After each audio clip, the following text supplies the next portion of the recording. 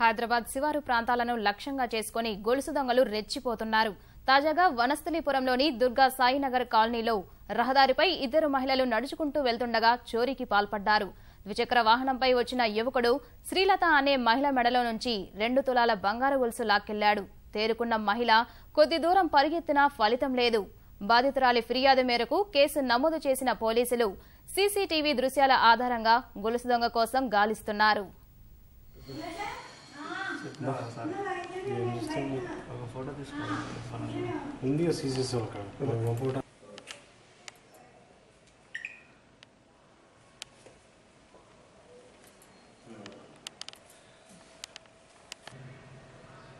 వెళ్ళిపోతాడు ఇక్కడ ఫోటో వివేకానంద పుట్ట దగ్గరికి వెళ్ళి వస్తున్నాము. వచ్చే దారిలో అబ్బాయి ఎదురుగా వచ్చి నా లాక్డౌన్ తీసుకుని వెళ్ళిపోయాడు. ఇంటికి పరిగెత్తాను కొంచెంసేపు. పిచ్చిదని కూడా అన్నా కానీ ట్యాక్ వేస్తున్నా కానీ వదిలేసి వెళ్ళిపోయాడు. 2 తులాలు ఉన్నాడు. తలకి గుడ్డ కట్టి ఒక్కడే వచ్చి